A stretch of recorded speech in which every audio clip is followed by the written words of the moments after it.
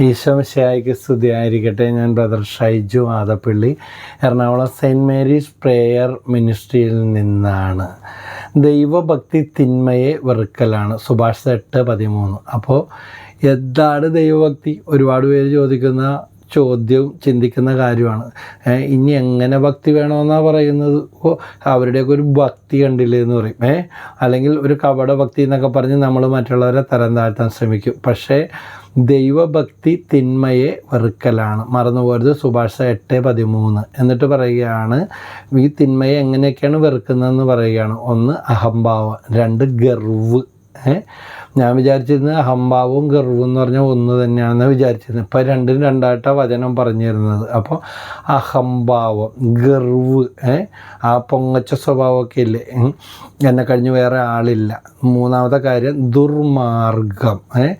പ്രാർത്ഥനയിലൊക്കെ ഭയങ്കര പ്രാർത്ഥനയും കൈവക്കപ്പെടുത്തവും കൈയടിച്ച് ദൈവത്തിന് സ്തുതി ആരാധനയും പള്ളിയിൽ കമിഴ്ന്ന് കിടന്നും മാറി മാറി ഭക്താഭ്യാസങ്ങളൊക്കെ കാണിച്ചുകൊണ്ടിരിക്കുക. അതൊന്നും വേണ്ടെന്നല്ല, അതും കൂടെ ഇല്ലെങ്കിൽ പോയി കഥ. ദുർമാർഗം, ദുർവചനം. അപ്പം ദൈവഭക്തി തിന്മയെ വെറുക്കലാണ്. ആ വെറുക്കുന്നത് എന്തൊക്കെയാണെന്ന് പറയുകയാണ്. അഹംഭാവം, ഗർവ്, ദുർമാർഗം, ദുർവചനം എന്നിവ ഞാൻ വെറുക്കും. ദൈവത്തിൻ്റെ പരിശുദ്ധാത്മാവ് ഇങ്ങനൊരു പ്രേരണ തന്നിട്ടാണ് ഇങ്ങനെ കീറി മുറിച്ച് ആ ഒരു വചനത്തെക്കുറിച്ച് തന്നെ ഇങ്ങനെ വീണ്ടും വീണ്ടും തന്നുകൊണ്ടിരിക്കുന്നത്. അപ്പോൾ കേട്ട് ബോറടിക്കരുത്. കാരണം വചനമാണ്, അത് തലങ്ങും വിലങ്ങും അടിമുടി നമ്മളെ ശുദ്ധീകരിക്കും. ബോറടിക്കാനുള്ള ഒരു കാര്യമല്ല. ദൈവത്തിൻ്റെ വചനമായിട്ട് നമ്മൾ സ്വീകരിക്കണം. Praise the Lord, hallelujah. യേശുവേ നന്ദി. കാരണം നമുക്ക് ഇത്രയും നാളായി വചനം കേൾക്കാൻ തുടങ്ങിയിട്ട് കർത്താവിനെ തൊട്ടുരുമി മുട്ടിയിരുന്നൊക്കെ നടന്ന ഒരുപാട് പേരുണ്ട്. പക്ഷേ ഹെബ്രായർ 4:2 പറയുന്നുണ്ട്, അവർ കേട്ട വചനം അവർക്ക് പ്രയോജനപ്പെട്ടില്ല. കാരണം അവർ അതിൽ വിശ്വസിച്ചില്ല. അതായത് ഇങ്ങനത്തെ കാര്യങ്ങൾ, അഹംഭാവം, ഗർഭ്, ദുർമാർഗം, ദുർവചനം എന്നിവ ദൈവം വെറുക്കുന്ന കാര്യങ്ങളാണ്. അവർ തൊട്ടുരുമി മുട്ടുരുമി ഈശോയുടെ കൂടെയും കാര്യങ്ങൾ അന്വേഷിച്ചും അത്ഭുതങ്ങൾ കണ്ടൊക്കെ നടന്ന്. ഇന്നും നമ്മുടെ അവസ്ഥ ഇത് വല്ലതുമായിട്ട് തരം താഴ്ന്നു പോകുന്നുണ്ടോ? കർത്താവിൻ്റെ കൂടെ നടക്കുമെന്ന് പറയുകയും അത്ഭുതങ്ങളും അടയാളങ്ങളും രോഗശാന്തികളും ദൈവത്തിനേക്കാൾ പ്രാധാന്യം അതിനൊക്കെ കൊടുക്കുകയാണ്. പക്ഷേ ആഴങ്ങളിലേക്ക് ഇറങ്ങുന്നില്ല. ഒരാത്മീയ അടിത്തറ ഇല്ലാത്ത അവസ്ഥയാണോ? അതാണ് വളർച്ചയില്ലാത്തതിൻ്റെയും പിശാച് വേട്ടയാടുന്നതിൻ്റെയും കാരണം. 1 പത്രോസ് 5:8 പറയുന്നുണ്ട്, നിങ്ങളുടെ ശത്രുവായ പിശാച് അലറുന്ന സിംഹത്തെ പോലെ ആരെ വിഴുങ്ങണമെന്ന് നോക്കിയെടുക്കുക. ഇന്നവരുന്നൊന്നുമില്ല, ആരായാലും മതി. അതുകൊണ്ട് നമ്മൾ പിശാചിൻ്റെ അടിമയാണോ, അടിമത്തത്തിലാണോ, നമ്മളെ നമ്മുടെ കുടുംബത്തെയും വേട്ടയാടിക്കൊണ്ടിരിക്കുന്ന അവസ്ഥയാണോ? യാക്കോബ് 5:16 പറയുന്നുണ്ട്, നിങ്ങൾ സൗഖ്യം പ്രാപിക്കാനായി പരസ്പരം പാപങ്ങൾ ഏറ്റുപറയുകയും പ്രാർത്ഥിക്കുകയും ചെയ്യും. നീതിമാൻ്റെ പ്രാർത്ഥന വളരെ ശക്തിയുള്ളതും ഫലദായകവുമാണ്. ഇതേ വീണ്ടും പറഞ്ഞു കണ്ടില്ല. അപ്പോൾ ഫലദായകമായ പ്രാർത്ഥനയാണോ നമ്മുടെ പ്രാർത്ഥനയെന്ന് നമുക്ക് പരിശോധിക്കാം. അതിനുള്ള അനുഗ്രഹം പരിശുദ്ധാത്മാവ് നമുക്ക് ആത്മാർത്ഥയോടെ ആഗ്രഹിച്ച, പ്രാർത്ഥിച്ച, കുമ്പസാരിച്ച് നല്ലൊരു കൗൺസിലിങ്, കുമ്പസാരം, അതുപോലെ വചനമൊക്കെ കേട്ട് വായിച്ച് അനുദിനം വചനം കേട്ട് നമ്മളെ തന്നെ ശുദ്ധീകരിക്കാനായിട്ട് ശ്രമിക്കുക. അപ്പോൾ പടിപടിയായിട്ട് വളരും.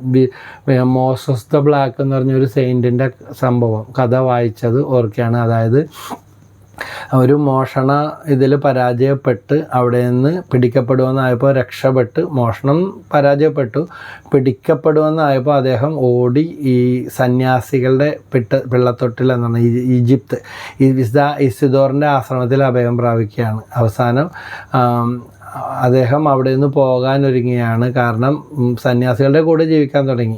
പക്ഷെ തനിക്ക് യാതൊരു മാറ്റവും വരുന്നില്ല, അല്ലെങ്കിൽ തനിക്ക് ഇങ്ങനെയൊന്നും ആകാൻ സാധിക്കത്തില്ല.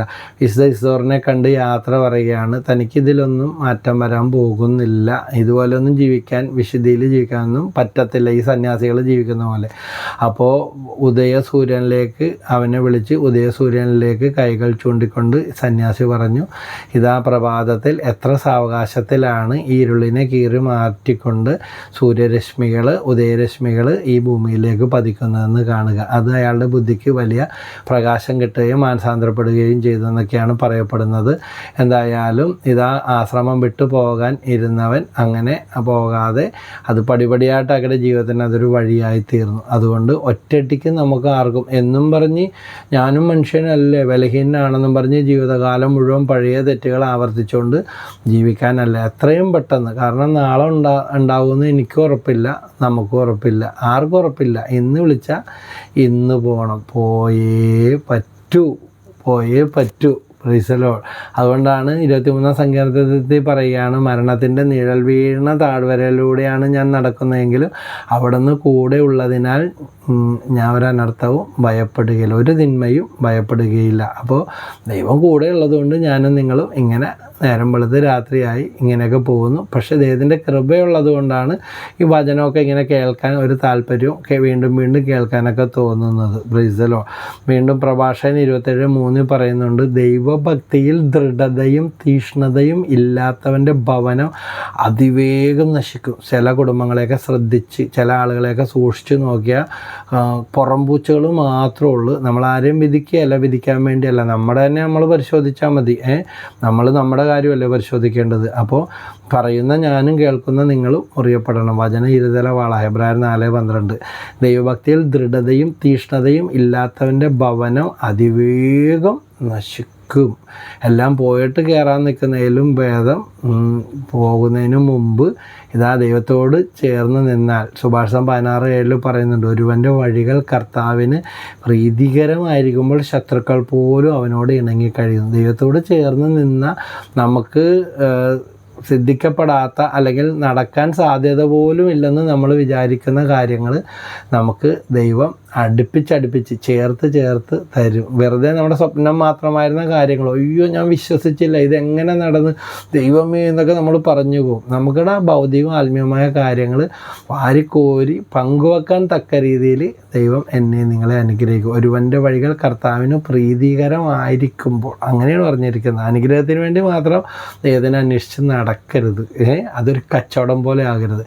അപ്പോൾ പ്രീതികരമായിരിക്കുമ്പോൾ ശത്രുക്കൾ പോലും അവനോട് ഇണങ്ങിക്കഴിയുന്നു. ആവശ്യമായ കാര്യങ്ങൾ മാത്രമല്ല, നമുക്ക് അനുഗ്രഹങ്ങൾ മാത്രമല്ല, ശത്രുവിനെ മിത്രമാക്കാൻ. ഞാൻ നേരത്തെ കഴിഞ്ഞ തവണ ഒരു വീഡിയോയിൽ പറഞ്ഞു, നമുക്ക് രോഗശാന്തി അത്ഭുതം അടയാളം. എനിക്കതിലൊന്നും ഒരു പ്രത്യേക ദൈവത്തിൻ്റെ അനുഗ്രഹത്തെ തരം താഴ്ത്തി കാണുകയല്ല.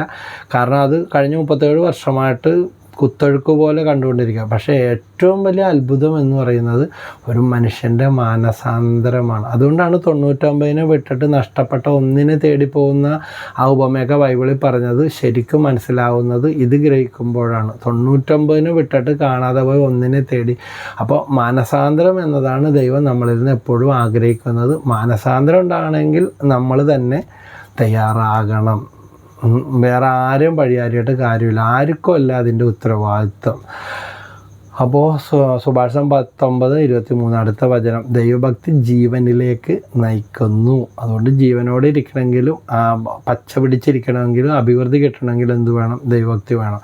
ഭക്തൻ ഉപദ്രവം നേരിടാതെ സംതൃപ്തനായി കഴിയുന്നു. അവരെ കാണുന്നത് തന്നെ മറ്റുള്ളവർക്കും ഒരു നിറവാണ്, ഒരു സംതൃപ്തിയാണ്, ഒരു അനുഗ്രഹമാണ്. നമുക്ക് തന്നെ ഒരു സംതൃപ്തിയാണ്. പരാതി പറച്ചിലും പിറുപിറുപ്പും കുറ്റപ്പെടുത്തലൊക്കെ യഥാർത്ഥ ദൈവത്തിൻ്റെ ജീവിതത്തിൽ ഉണ്ടാകത്തില്ല. ദൈവമേ നന്ദി എന്നുള്ള ഒരു ആറ്റിറ്റ്യൂഡും അതിൻ്റെ മുഖപ്രകാശം അവരുടെ ജീവിതത്തിൽ ഉണ്ടാകും. അവരെ കാണുമ്പോൾ തന്നെ ഒരു പ്രകാശം. മോശ ദൈവത്തെ കണ്ടപ്പോൾ ഇസ്രായേൽ ജനത്തിൻ്റെ അടുക്കലേക്ക് മലയിൽ നിന്ന് ഇറങ്ങി വന്ന മോശ ഇതാ മുഖത്ത് മൂടുപടം ധരിച്ചു. കാരണം ദൈവത്തെ കണ്ട മോശയുടെ മുഖത്തെ പ്രകാശം താങ്ങാനുള്ള ശക്തി അവർക്കില്ല. അപ്പോൾ ദൈവത്തിൻ്റെ ശക്തി എന്തായിരിക്കും എന്നൊന്ന് ചിന്തിച്ച് നോക്കി. ദൈവത്തിൻ്റെ പ്രകാശം എന്തായിരിക്കും എന്നൊന്ന് ചിന്തിച്ച് നോക്കി. അപ്പോൾ അതാണ് സങ്കീർത്തനം 34:5 പറയുക. അവിടുത്തെ നോക്കിയ പ്രകാശിതരായി അവർ ലജ്ജിതരാവുകയില്ല. നാണം കെടാൻ അനുവദിക്കുന്ന ദൈവമല്ല. എവിടെ നീ നാണം കെട്ടോ, എവിടെ തരംതാണോ, എവിടെ കണ്ണുനീര് വീണോ അവിടെ തന്നെ നിന്നെ കൊണ്ടുവരും, അവിടെ തന്നെ നിന്നെ ഉയർത്തും. അവരുടെ മുമ്പിൽ വെച്ച് തന്നെ ഗോളടിക്കും. ഫുട്ബോൾ കളിയുടെ കാലമാണല്ല, ചെറുപ്പക്കാരെല്ലാം ആവേശം പൂണ്ട് നടക്കുകയാണ്. അപ്പോൾ അങ്ങനെ ഒരു ഭാഷ കയറി വന്നു. ഇതാ അവിടെ വെച്ച് തന്നെ ദൈവം നിന്നെക്കൊണ്ട് ഗോളടിപ്പിക്കും. എല്ലാം കഴിഞ്ഞ് വിട്ട് മാറിപ്പോയെന്ന് നീ വിചാരിച്ചിരിക്കുമ്പോൾ ദൈവം അതിനെല്ലാം കണക്ക് വെച്ചിട്ടുണ്ട്. അവിടെ തന്നെ അവരുടെ മുമ്പിൽ തന്നെ നമ്മൾ വെറുപ്പ് മാറ്റി ക്ഷമിച്ച് ദൈവത്തിൻ്റെ ആ കൃപ നമ്മളിൽ പ്രവർത്തിക്കണമെങ്കിൽ വെറുപ്പും വാശിയും വൈരാഗ്യം ഒന്നും അവിടെ പാടില്ല. വീണ്ടും പ്രഭാഷകൻ 1:11 പറയുന്നുണ്ട്, മഹത്വവും ആനന്ദവും സന്തോഷവും ആഹ്ലാദത്തിൻ്റെ മകുടവുമാണ് കർത്താവിനോടുള്ള ഭക്തി. അപ്പോൾ എന്താണ് കർത്താവിനോടുള്ള ഭക്തി? മഹത്വവും ആനന്ദവും. ചത്ത പോലെ നടക്കാനല്ല, കിട്ടിയ അനുഗ്രഹങ്ങൾ ഓർക്കണില്ല, കിട്ടാത്ത കാര്യങ്ങളൊക്കെ പ്രതി പിറുപിറുപ്പ്, അവർ തന്നില്ല, ഇവർ തന്നില്ല, കിട്ടിയത് പോരാ, കിട്ടിയ നന്മകളൊന്നും ഓർക്കുക, എപ്പോഴും രോഗം, മരുന്ന്, ചികിത്സ.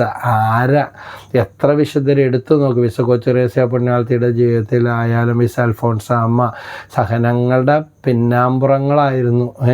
ഞെരുക്കങ്ങൾ, രോഗങ്ങളും. പക്ഷേ സഹനങ്ങളെ തള്ളിക്കളയുകയല്ല, സഹനങ്ങളിൽ നിന്നുകൊണ്ട് ദൈവത്തെ മഹത്വപ്പെടുത്തി ജീവിക്കാൻ സാധിക്കും. അപ്പോൾ മഹത്വവും ആനന്ദവും സന്തോഷവും ആഹ്ലാദത്തിൻ്റെ മകുടവുമാണ്. വെറും ആഹ്ലാദമല്ല, ആഹ്ലാദത്തിൻ്റെ മകുടം അത്യുച്ച കൊടിയിലാണ് കർത്താവിനോടുള്ള ഭക്തി. അതാണ് കർത്താവിനോടുള്ള ഭക്തി.